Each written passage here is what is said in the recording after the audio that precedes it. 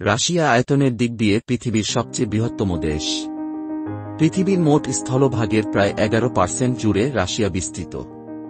তাছাড়া প্রায় 16টি দেশের সাথে রাশিয়ার সীমান্ত রয়েছে।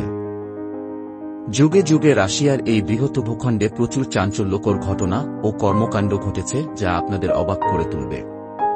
আজ সেগুলোর মধ্যেই একটি আপনাদের কাছে তুলে ধরব। রাশিয়ার প্রথম জার ছিলেন ইভান দ্য টেরিবল, যাকে ইভান চতুর্থ বলা হয়।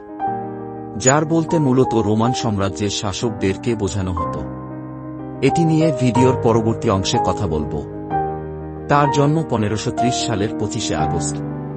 মাত্র 3 বছর বয়সে তিনি রাশিয়ার সিংহাসনে বসেন, যখন তার বাবা গ্র্যান্ড প্রিন্স ভ্যাসিলি মারা যান।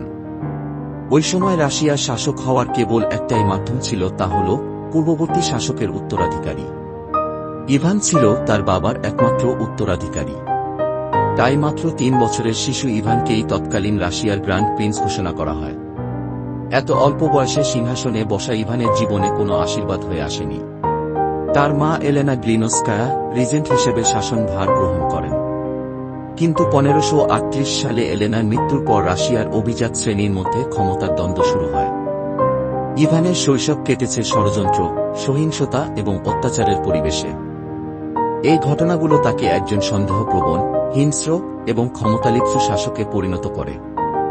1547 সালে 17 বছর বয়সে ইভান আনুষ্ঠানিকভাবে রাশিয়ার শাসনভার গ্রহণ করেন। শাসনভার গ্রহণ করেই ইভান নিজেকে রাশিয়ার জার ঘোষণা করে, কারণ সে বিশ্বাস করত পূর্ববর্তী রোমান সাম্রাজ্য থেকে রাশিয়ান সাম্রাজ্যের উৎপত্তি হয়েছে। এর পূর্বে রাশিয়ার শাসকদেরকে গ্র্যান্ড প্রিন্স বা রাশিয়ান ভাষায় ভেলিকি কনিয়াজ বলা হতো। শাসনের প্রথম দিকে তিনি কিছু ইতিবাচক পদক্ষেপ নেন। তিনি প্রশাসনিক কাঠামোকে আরও শক্তিশালী করেন এবং নতুন আইন প্রণয়ন করেন। তিনি রাশিয়ার ভূখণ্ড উল্লেখযোগ্যভাবে সম্প্রসারণ করেন, যেমন কাজান খানেট এবং অ্যাস্ট্রা খানেট দখল করা। তবে 1560 সালে তার প্রথম স্ত্রী আনাস্তাসিয়ার মৃত্যুর পর ইভানের মনোজগতে পরিবর্তন আসে। এই ঘটনা তাকে আরও সন্দেহপ্রবণ এবং নির্দয় করে তোলে। 1565 সালে ইভান ওপ্রিচনিনা নামে একটি ভয়ঙ্কর শাসন ব্যবস্থা চালু করেন। এই শাসন ব্যবস্থা ইভানকে তার শত্রুদের নির্মমভাবে দমন করতে সাহায্য করেছিল। তিনি একটি বিশেষ বাহিনী ওপ্রিচনিকি গঠন করেন, যারা কালো পোশাক পরত এবং তাদের প্রতীক ছিল ঝাড়ু ও কুকুরের মাথা। ঝাড়ু হল শত্রু পরিষ্কার করার প্রতীক এবং কুকুরের মাথা হল বিশ্বস্ততার প্রতীক। ওপ্রিচনিকিরা রাশিয়ার সম্ভ্রান্ত পরিবার এবং সাধারণ মানুষের উপর চরম অত্যাচার চালায়। তারা সম্পত্তি লুট, গণহত্যা এবং অত্যাচারের মাধ্যমে রাশিয়ায় ভয় ও সন্ত্রাস সৃষ্টি করে। ইভানের নিষ্ঠুরতার সবচেয়ে কুখ্যাত ঘটনা হল নোভগোরড গণহত্যা। তিনি বিশ্বাস করেছিলেন যে নোভগোরড শহরের বাসিন্দারা তার বিরুদ্ধে ষড়যন্ত্র করছে। প্রতিশোধ হিসেবে তিনি তার বাহিনী পাঠিয়ে শহর ধ্বংস করেন এবং হাজার হাজার মানুষকে হত্যা করেন। শিশু, নারী এবং বৃদ্ধ কেউই এই গণহত্যা থেকে রক্ষা পায়নি। তাছাড়া নিজের রাজত্ব রক্ষার জন্য একবার ইভান মস্কো শহরের বড় একটা অংশ পুড়িয়ে ফেলেছিল। সে ভেবেছিল এর ফলে তার শত্রুরা কোনো সম্পদ ব্যবহার করতে পারবে না। এই কর্মকাণ্ডের ফলে সাধারণ মানুষ চরম কষ্টের মধ্যে পড়ে। তাছাড়া ইভান রাশিয়ার কাজান ও আস্ত্রাখান অঞ্চলে আক্রমণ করে তাতার খানতদের দখল করে ও তাদের উপর চরম নির্যাতন করে। তাতার খানত হল একটি তুর্কি ও মঙ্গোলীয় বংশোদ্ভূত রাজনৈতিক ও সামরিক ব্যবস্থা, যা চেঙ্গিস খানের পতনের পর গড়ে উঠেছিল। সময়ের সাথে সাথে ইভান আরও সন্দেহপ্রবণ ও নিষ্ঠুর হয়ে ওঠে।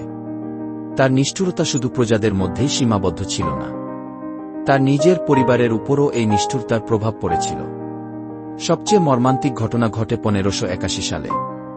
ওই সময়ে ইভান দ্য টেরিবলের সাথে তার বড় ছেলে ইভান ইভানোভিচের রাষ্ট্রীয় নীতি ও শাসন ব্যবস্থা নিয়ে প্রচণ্ড মতবিরোধ চলছিল। এ নিয়ে একদিন ইভানের ছেলে তার সাথে ব্যাপক তর্কে জড়িয়ে পড়ে। ঘটনার এক পর্যায়ে ইভান নিজেকে নিয়ন্ত্রণ করতে না পেরে হাতে থাকা লোহার দণ্ড দিয়ে তার ছেলেকে আঘাত করে।